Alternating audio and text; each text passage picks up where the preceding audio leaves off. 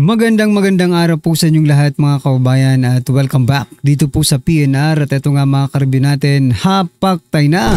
Nako, grabe pala ginawa nila kay Torre. Ayan mga kababayan, patungkol po riyan ang ating bibigyan ng reaksyon ngayong araw na ito. Pero bago po yan, sa mga hindi pa po nakapag-subscribe sa ating munting channel, please don't forget to subscribe at palike na rin po ng video ito. Maraming salamat po at ito na nga, simulan na po natin to.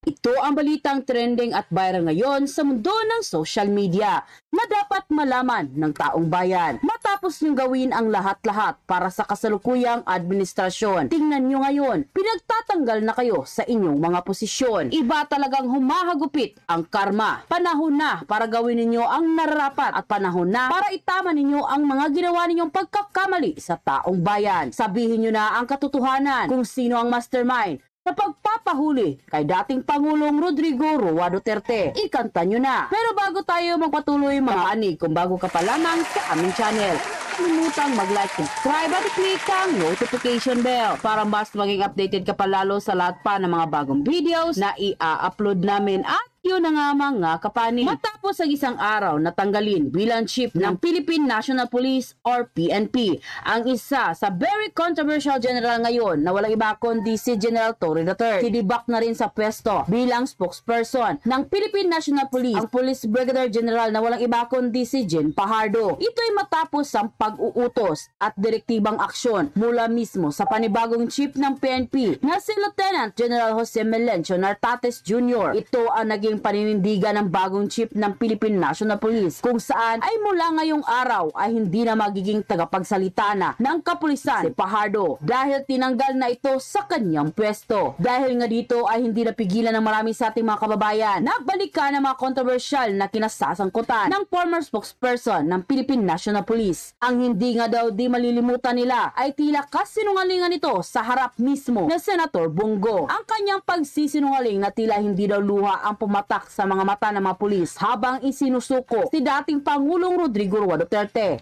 papuntang International Criminal Court o ICC sa The Hague, Netherlands. At ang hindi malilimutang pagsang-ayon nito kay Romel Marbel na hindi daw mga adik ang gumagamit ng iligal na droga sa bansang Pilipinas. Ayon pa sa official report na inilabas ng Enquirer.net sa kanilang official website. And I quote, Fajardo out as PNP spokes as Nartates relies on PIO. Manila, Philippines, Acting Philippine National Police PNP Chief Lieutenant General Jose Melencio Nartates Jr. on Wednesday confirmed that Colonel Jen Fajardo is no longer the organization's spokesperson, saying communication with the media will now be handled by the Public Information Office, PIO. Nartates explained that spokesperson duties are designated depending on the level of command. At the national headquarters, he said the chief PNP and the PIO head will speak on behalf of the 230,000 strong force. He said he is considering Police Brigadier General Randolph Tuanyo, Public Information Office Chief, to be his spokesperson. The statement clarifies the role of Fajardo, who has served as the PNP's spokesperson since 2022. Relieved PNP Chief General Nicolas Torre III also assigned Fajardo as Director and Comptrollership in June 2025. Nartates said he is still studying the designation but noted that the procedure is clear. Local police commanders, provincial directors, and regional directors serve as a spokesperson and the respective jurisdiction, while the national headquarters relies on the PIO. The change in spokesperson comes as the PNP undergoes transition following Torres' relief and the recall of his senior officer reassignment by the National Police Commission, NAPOLCO.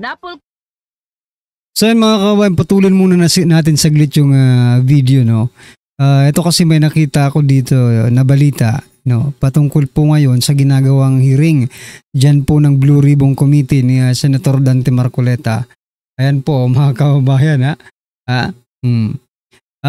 nakalagay po dito, Raffy Tulfo kumulo kay Marcoleta, maging patas ka.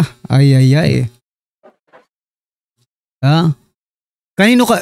Eto paraming nagagalit kay Senator Marcoleta. Unang-una si Pangilinan, sumunod si Ping Lacson, tapos si Erwin Tulfo, ngayon si Raffy Tulfo mga kababayan. Ito pakinggan po natin bago natin bigyan ng reaction mga ka-review natin ha. Responses of the respondents as soon as they are submitted to COA. I so move, Mr. Chair. Mr. Chair, Mr. Chair, excuse me, Mr. Chair, because the last time I was here, I was only allowed 2 questions by you, and yet mga kasamahan ko rito, bilang respeto sa mga kasamahan ko, they were allowed na 1 to sawa. Dapat maging fair ka, Mr. Chair. Pag sinabi mong 2 questions, 2 minutes talaga, you have to stick with it. You're not being fair, Mr. Chair. I am fair kasi nandito ka No, kasi nung last time sabi mo sa akin 2 questions lamang. Sabi mo 1 question. Sabi ko, tinitipid mo ako, sabi mo 2 questions. And now, pinapayagan mo kahit na ilang questions. Be fair, Mr. Chair. Teka muna, bago tayo magkaroon ng impression na walang fair dito, noon, sinabi ko na in the earlier statement na nag-uumpisa tayo noon at kinakailangan nating mabakate ang plenary at exactly 2:15, kaya tayo nagmadali. Kaya naman sabi ko sa inyo, pasensya na muna. Ngayon, sa dami ng gustong Ayun pala mga kababayan. Ayun pala ang dahilan mga ka-review natin na kumulo ang dugo ni Rapi Tulfo dahil hindi ay nako. Mga simpleng lang no, mga simpleng bagay lang pinapalaki. Well anyway, dapat pag-usapan na lang yan nila. Well anyway, kailangan talagang i-public yan kasi alam niyo naman yung mga Tulfo, di ba? Kaunting lang yan, kaunting problema. Hindi naman problema yan eh. No, kaunting parang naiihian kasi sila no? Pataasan kasi sila ng ihi. Pataasan sila ng ihi mga kababayan, 'di ba? Payabangan 'yan mga ka-review natin, no? Sa mga nag-comment po niyan dito, sabi mga senador ko. Wag na lang 'yun kasi medyo below the belt, ha. Bumalik ka na lang sa programa niyong magkapatid, doon kayong magaling puro lang kayo mga tulpot sa mga walang bayag. Nako po, kala ko nga boksingan na at di na matutuloy ang hearing. Kunyari lang yan para patagalin lang ang Senate hearing, tapos paglabas nila lahat mag-chat bawat isa, tapos sasabihin naniwala naman ang mga tao no? Niloloko lang tayo ng mga politiko. Totoo yung iba, di ba? Well anyway, mahistory na po sa atin, no? Kumbaga, may lamat na po itong si Tulfo sa ating mga Pilipino, yung ipag-iimbestiga niya diyan sa PCSO, di ba? Hindi natuloy, kaya may lamat ka na, Senator Tulfo. Kaya kahit anong sabihin mo dito sa Senate hearing na ito, I think medyo alanganin ng tao sa iyo, di ba? Maliban na lang doon po sa talagang mga mga fanatics na, di ba? Anyway, ito patuloy po natin to. By Chairperson and Executive Officer Commissioner Rafael Vicente Calinisan. Welcome Nartates' decision to relieve Fajardo as spokesperson, saying the post should be aligned with the PIO. Calinisan explained in a statement on Wednesday that since Fajardo is dated with the Directorate Controllership, she is no longer in the proper office to serve as the organization's person, end quote. Nang lumabas nga ang balitang ito ay umani agad ng samut-saring komento mula sa marami sa ating mga kababayan. So yan mga kababayan, teka lang bago po natin muling pakinggan yung mga komento ng ating mga kababayan patungkol po dyan, kapapasok-pasok lang mga kababayan, no? Itinanggi po luxury cars ni Sara Diskaya. Itinanggi ang niya, no?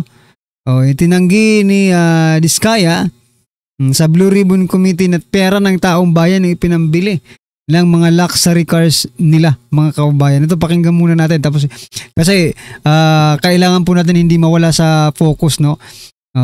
Yung sinasabi ko pong focus di ba, sa dami-dami po ng pwedeng pag-usapan natin dito sa mundo ng social media, no? Yung mga topic wag po natin aalis sa bawat vlog natin hangga't hindi natatapos itong flood control project na ito mga kababayan. Ito pakinggan po natin to.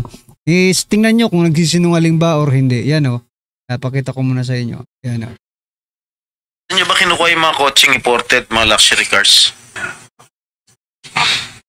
Ang balita ko, doon sa interview mo, binili mo yung isang Rolls Royce dahil nagandahan ka sa payong. Tama ba? Sir, yes po. Samantalang, ilan yung luxury cars mo? Nasa 28 po. 28 lang. Ano, Yes. ano ito mga ito? Rolls Royce, Ferrari. I don't have a Ferrari. Ano yung mga luxury cars? Lamborghini. No rin. Cadillac. Saan binili? Sagutin mo nga. Saan mo binili? Sa dealer po. Sino dealer? Dito, local?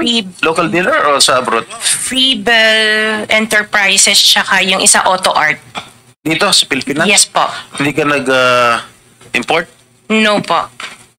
Dito, may dealer ng mga Yes po. Rolls Royce. May dealer ng Rolls Royce Meron dito. po. Ano pa yung mga ibang luxury cars mo? Yung anong tawag dito, yung Cadillac and the Cadillac GMC. Escalade, gano'n? Yes po. Oh. The GMC. Yun lang. Sinong dealer? I mentioned earlier, Freebell Enterprises and Auto Sa Art. lahat ng kotse mo, yun ang mga dealers mo. Dalawa lang sila Dalawa po. yung dealers mo. Yes what, po. what other luxury cars do you own? Yung iba dito na, the Maybach. Dito Maybach, ko na binili. Mercedes. Yes po. And then, yung iba, dito na rin yung Range Rover. Bentley. The Bentley dito na rin O, po. paano kayo nagka-interest sa kotse? Saan nyo gagamitin yung 28 kotse na luxury cars? Araw-araw gusto mo Collection. palit ng kotse? No, I have 4 kids that use it all the time for them to... 4 kids lang. O, bigyan mo tig-isa pero 20, ilan yun? 20 ka mo? 28? 28. Opo. My God. And you bought that from the taxpayers' money? No po. Hindi po. Huwag na tayo maglokohan dito. Let's allow our people to decide on that anyway. Na kung saan ay Yan, mga kababayan. Sabi nga, let the people decide that anyway. O kayo, naniniwala ba kayo na hindi po galing sa taxpayers? Yung perang ipinangbili ng mga luxury cars nila. Diba? Saan kayo kumuha kung hindi galing sa taong bayan? Kung hindi galing sa mga kontrata? Diyan sa mga flood control na yan, diba? Kaya wag niyo pong lokohin ng taong bayan. Magkakabukingan din naman dito eh.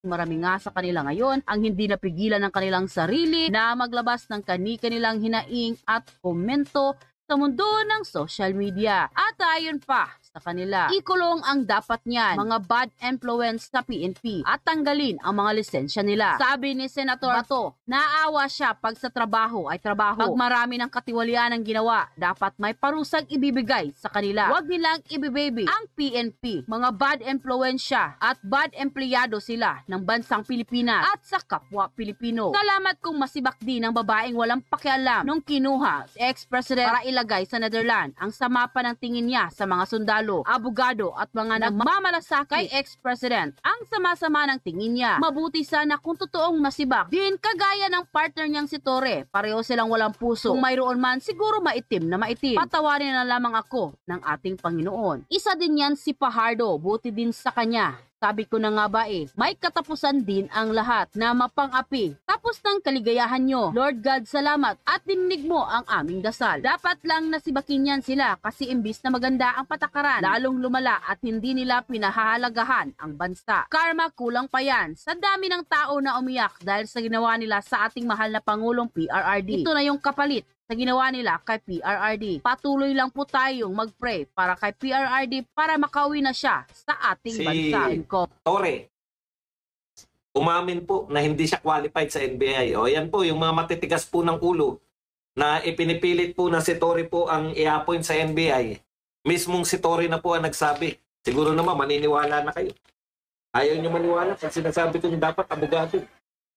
O hindi po qualified si Torre para maging NBI director. Ayan. Kaya tanggalin na po natin sa utak natin na siya po ay i-appoint sa NBI. Kaya ngayon po si Torre ay floating.